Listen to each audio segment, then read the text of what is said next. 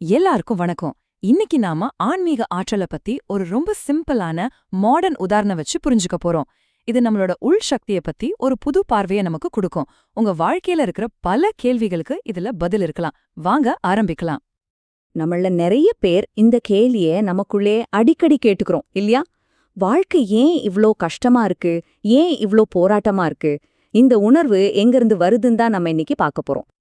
இந்த கேள்விக்கான பதில ஒரு ரொம்ப எளிமையான உதாரணத்தோட புரிஞ்சுக்கலாம். உங்க ஆன்மீக சக்திய நம்ம டெய்லி யூஸ் பண்ற மொபைல் போனோட பேட்டரி மாதிரி கற்பனை பண்ணி பாருங்க.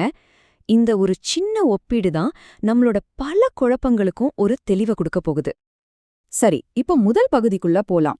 இந்த கலிகாலத்துல, அதாவது இந்த நவீன காலத்துல நாம சந்திக்கிற போராட்டங்களும் குழப்பங்களும் ஏன் ஏற்படுது?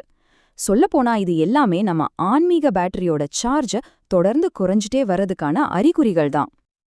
உங்க பேட்டரி ரொம்ப லோவா இருந்தா என்னென்ன அறிகுறிகள் தெரியும்? உடம்புல நோய், தீராத பண கஷ்டம், வீட்லயோ இல்ல வேலை செய்யற இடத்துலயோ ஓயாத சண்டை, தலைக்கு மேல நிக்கிற கடன், மனசுல எப்போதுமே ஒரு விதமான அமைதியின்மை. இது எல்லாமே உங்க ஆன்மீக பேட்டரி ரொம்ப கம்மியா இருக்குன்னு காட்டுற வார்னிங் சிக்னல்ஸ். நம்ம ஃபோன்ல சார்ஜ் கம்மி ஆகும்போது எப்படி பதறி போய் சார்ஜரை தேடுவோமோ அதே மாதிரி தான் வாழ்க்கையில கஷ்டங்கள் வரும்போதும் நாம அதுக்கான ஒரு தீர்வை தேடி அலையிறோம். அந்த சக்தி எங்க கிடைக்கும்னு தவிக்கிறோம். சரி, அடுத்த விஷயத்துக்கு வருவோம். நாம சக்திய தேடுறோம், ஓகே?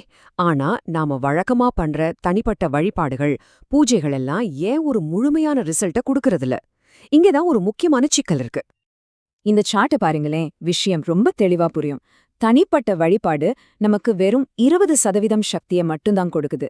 ஆனா நம்ம பிரச்சனைகளை தீர்க்க நமக்கு தேவையோ 100% முழுமையான சக்தி.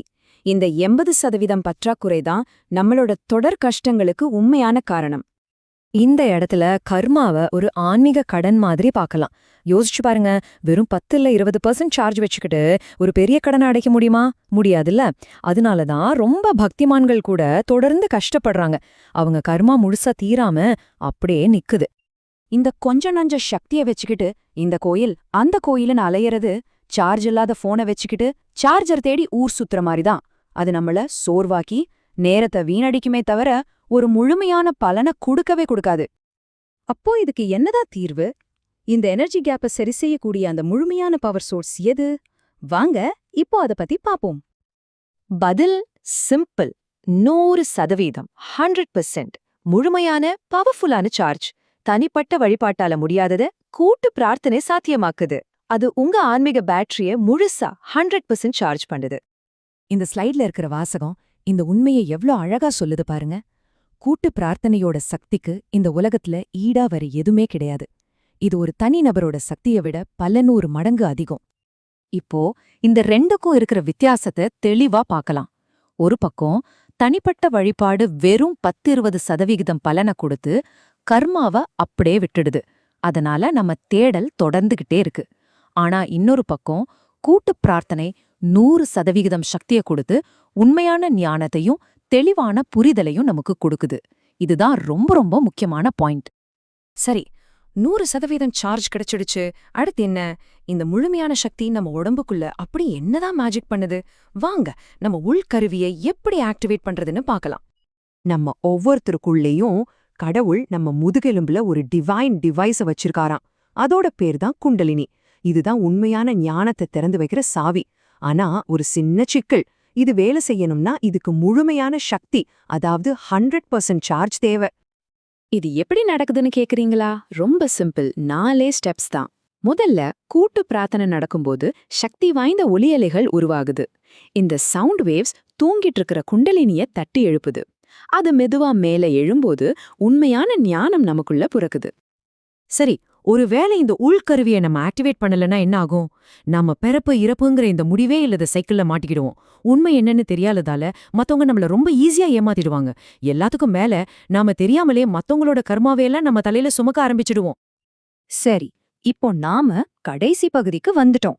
100% ஆன்மீக சக்தியோட உண்மையான ஞானத்தோட வாழ்ற ஒரு வாழ்க்கை எப்படி இருக்கும்னு பார்க்கலாம். ஒருத்தருக்கு முழுமையான எனர்ஜி கிடைச்சு ஞானம் வந்துட்டா அவங்க லைஃபே மாறிடும்.